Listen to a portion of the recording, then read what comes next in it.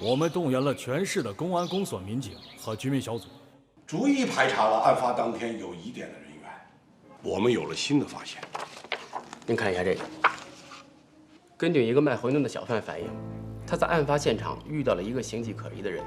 这个人呢神色慌张，撞翻了他的馄饨挑子，两个人呢还发生了厮打。因此呢，他对这个人的印象非常深刻。根据小贩的描述了，我们对这个人呢进行了画像。经过对全市基层公安公所和这个居民小组的筛查，查明这个人叫孟庆祥，28岁。他的妻子带着2岁的儿子在滨江解放前夕就逃到了长春，他自己却留在了滨江。我们对他暗中监视了一整天，没发现他跟任何人有过接触。后来我们抓捕了他，现在暂时羁押在拘留所，但他咬死都不肯承认曾经去过现场。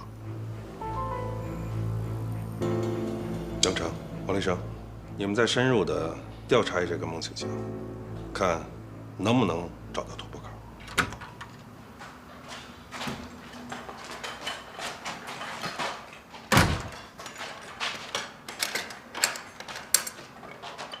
你们凭什么抓我？我犯什么罪了？有人举报你上星期三在政府街枪击案发生时，你到过案发现场。证据呢？你当时是不是跟一个卖馄饨的小贩相撞？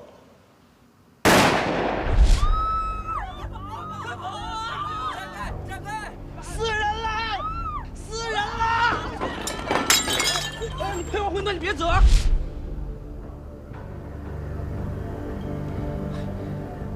那个卖馄饨的，那是因为之前有几个馄饨跟我闹了一些不愉快的事儿，他是挟怨报复，就凭他的空口排牙，你们就抓我？你们共产党不是有句话叫“绝不冤枉一个好人”吗？现在就在乱捕无辜。那么，你能不能给我拿出你无辜的证据？我那天睡到中午12点才起床。邻居们都可以给我作证，枪击案不是上午10点吗？我那时候还在睡觉呢，我怎么会到现场呢？我们什么时候谈到过枪击案发生的时间了？你怎么知道枪击案是10点钟发生的？我是听邻居说的。就是买你房子那个邻居吗？他到现在都不知道有枪击案发生过。还有孟庆祥，案发当天早晨7点。你不从你们家大门往外走，为什么要从窗户往外爬？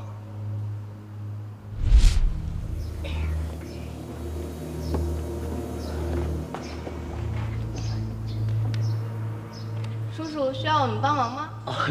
我是起得太早，怕打扰人家休息。小唐，再不去上学就晚了。那我们快走吧。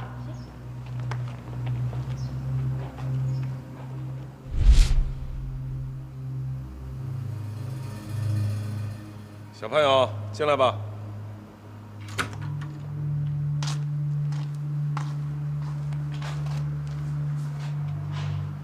你们看看，那天早晨从窗子往外爬的人是不是他？是，就是他。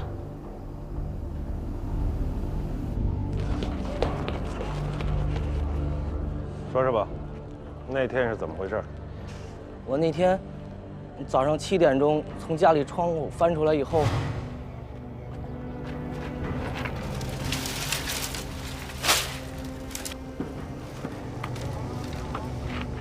然后就在这个位置枪杀了那个记者。之后去检查尸体的时候，又和一个卖馄饨的小贩发生了争执。你赔我馄饨，你别走啊！死人了！赔我馄饨，死人了！之后就悄悄回家，假装睡到中午，然后到院里去刷牙了。枪呢？我把那枪给扔到松花江里了。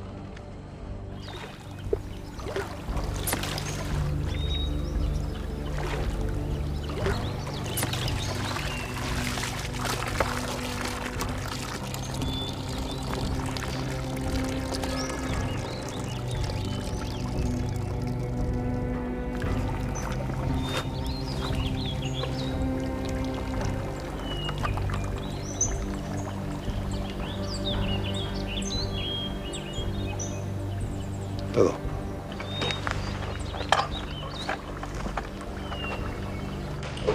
王局长，哎呀，来，快坐下。哎呀，同志们辛苦了。哎，怎么样？这个孟庆祥都招了？对他都承认了。哦，那他为什么大白天跑到政府街去开枪杀人呢？他说呀，本来是想晚上在记者家附近动手，后来一想这么做呢影响不大，给老百姓造成不了什么恐吓，所以决定白天10点在政府街动手。现场还原完整，凶器也找到了。一般情况下，这个案子就算破了。好，不，王局长，我觉得孟庆祥的逻辑思维太严密了。我们想问的，我们想找的，他都给了我们一个完整的答案，这不符合常理。这不挺好的吗？这支枪呢是从河里捞上来的，指纹已经基本无法辨认。从科学的角度来说，这还不能算是100%破案。哎呀，同志们呐，凶手自己也交代了，还原现场也对上损头了，还有什么可怀疑的呀？根据我的办案经验，一般的杀人凶手在他杀人以后，或多或少都会出现一些心理上的空白，不可能把作案过程这么严丝合缝的告诉我们。可这个孟庆祥，他可不是一般的杀人凶手啊！他当过兵，又在保密局经过过训练，他是一个训练有素的潜伏特务啊！这滨江市的人民那眼巴巴地看着我们呢，要尽早的为记者报仇啊！王局长，能不能在公判以后暂时先不枪毙？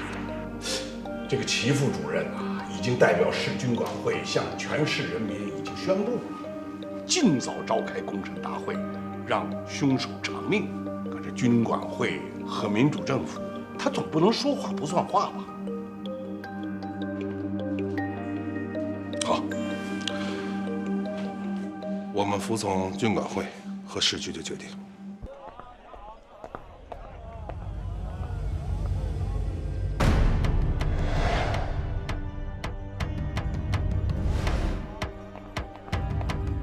根据照片显示，这个尸体的精确位置就应该在这块，头朝东，脚朝西。枪手开枪的时间是上午10点，按照现在这个季节来说，上午10点的阳光就在那儿，目标处于逆光位置，太阳直射枪手。如果是你这么说的话，这难度有点大。